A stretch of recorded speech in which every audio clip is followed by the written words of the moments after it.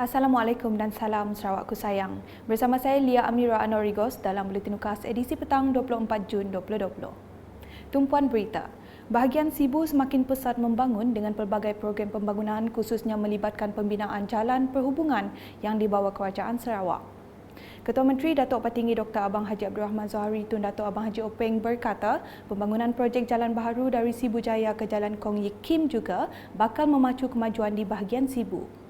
Bercakap pada sidang media selepas mengadakan lawatan ke tapak projek Rumah Spektra Permata di Kemuyang, ujar beliau konsep projek pembaharuan bandar atau Urban Renewal Project terus merangsang pembangunan di Sibu. As you know, Sibu, we want to become a vibrant place with its connectivity to the hinterland. So I am delivering the promise I made to Sibu people when I became your CM. First is to build the road from Sibu Jaya to Lanang area. And this morning I was there. The road is under implementation and it cost the government 100 million ringgit with a distance of 8 kilometers. Sementara itu, Ketua Menteri memberitahu pembinaan jalan raya dari Sibu ke Kapit dijangka siap tidak lama lagi. Now the road between Sibu and Kapit is almost completed. I think by October or November will be completed. Seterusnya, mengenai projek pembangunan di kawasan Beluru, Menteri Muda Kerajaan Tempatan yang juga Ahli Dewan Undangan Negeri Adun Marudi, Datuk Dr. Penguang Manggil berkata, sehingga hari ini apa yang telah dijanjikan kepada rakyat di kawasan Beluru telah dilaksanakan. I think I have not failed any. Apa yang saya sebut saya mau buat dewan, inilah dewan menjadi kenyataan. Dan juga jalan pergi tanah perkuburan, walaupun bukan dari peruntukan saya, tetapi saya telah bekerjasama dengan MP untuk membagikan peruntukan kami supaya ia tidak bertindih. So YBNY telah memberi peruntukan untuk membuat jalan ke tanah perkuburan.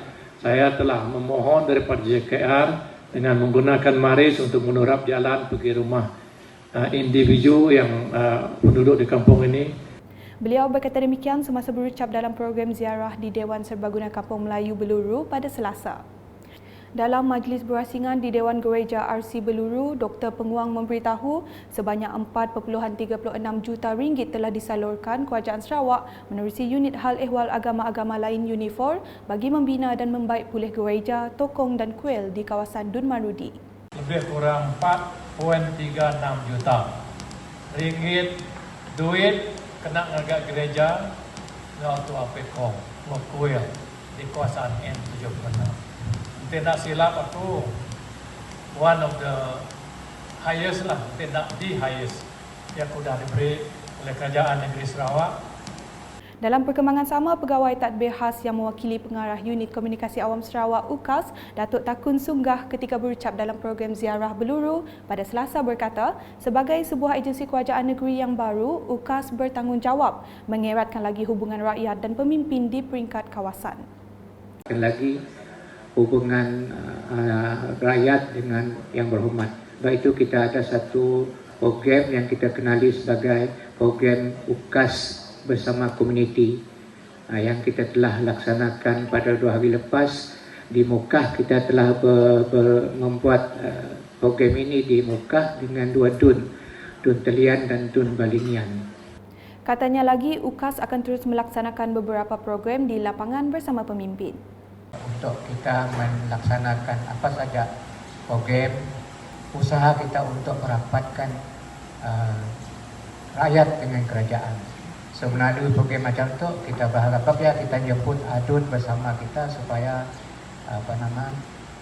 kita dapat bersua muka dengan adik. Selanjutnya, pemantauan program transformasi luar bandar RTP dan program penambahbaikan rumah rakyat miskin Sarawak PPRMS secara berterusan akan dijalankan dari semasa ke semasa. Menteri Muda Utiliti Bekalan Air Datuk Dr. Abdul Rahman Junaidi selepas meninjau kawasan Dun Pantai Damai pada Selasa berkata, pihaknya akan memastikan setiap projek rakyat yang dibiayai Kerajaan Sarawak dapat disiapkan mengikut jadual.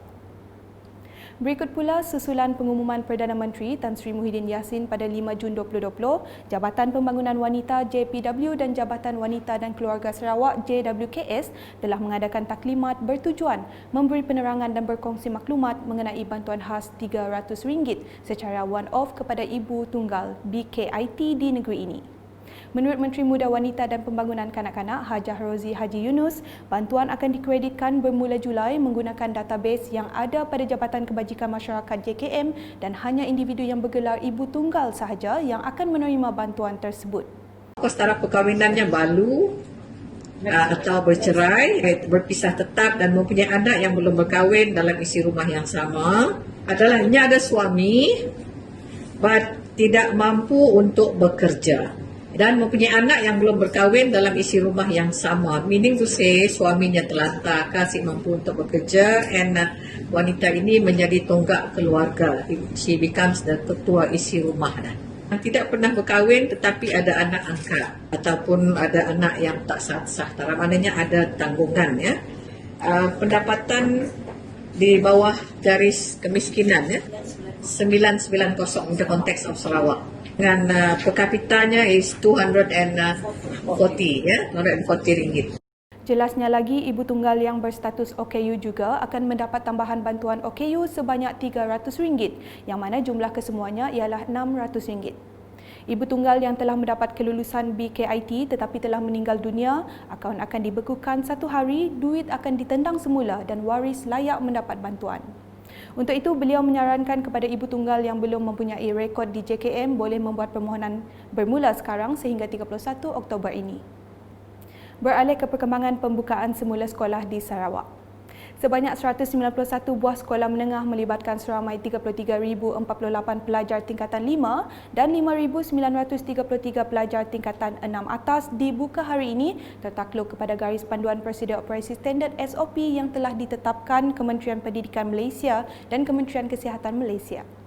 Pagi ini, Pengarah Pendidikan Sarawak Haji Abang Mat Ali Abang Mas Agus telah mengadakan tinjauan dan pemantauan di Sekolah Menengah Kebangsaan Agama Matang Kuching. Secara keseluruhannya, beliau amat berpuas hati di atas pelaksanaan SOP yang telah ditetapkan kerajaan dengan pihak sekolah dan murid kelihatan dapat menyesuaikan diri dalam norma baharu sesi persekolahan. Berikutnya di SMK Serian. Hasil tinjauan mendapati pihak sekolah telah mematuhi SOP yang mana semua pelajar memakai pelitup muka dan mematuhi penjarakan sosial antara satu sama lain. Para guru juga mengambil suhu badan dan memastikan para pelajar mencuci tangan sebelum masuk ke kelas masing-masing. Sementara itu, seramai 159 guru di SMK Serian bertugas secara berperingkat bagi mengelakkan terlalu ramai guru bertugas pada masa yang sama. Di SMK Simanggang pula, pengetuanya Ramli B menekankan bahawa saringan harus dilakukan kepada semua murid termasuk kaki tangan sekolah setiap hari sebelum sesi persekolahan bermula. Bagi pelajar asrama pula, ujarnya mereka akan disaring di setiap pintu masuk ke kawasan bangunan sekolah. Tambahnya, sesi pembelajaran hari ini setiap kelas dibahagikan kepada maksimum 10 hingga 15 pelajar sahaja. Sekian bersama saya Lia Amira dan kru penerbitan. Dapatkan berita terkini Sarawak setiap hari dengan melayari portal ukas.sarawak.gov.my, Ukas channel di YouTube atau melalui Facebook, Instagram, Twitter dan aplikasi Telegram Buletin Ukas. Sebagai penutup buletin, kami paparkan sedikit perkongsian buat para pelajar, ibu bapa atau penjaga mengenai persediaan sebelum ke sekolah. Salam Ukas. Tahukah anda apa yang perlu dilakukan sebelum ke sekolah? Sebaik sahaja bangun pagi, periksa suhu badan terlebih dahulu. Seluruh ahli keluarga digalakkan berbuat demikian. Jika suhu anda tinggi, kekal berada di rumah dan tidak perlu ke sekolah. Amalkan kebersihan diri. Pastikan baju sekolah yang bersih setiap hari.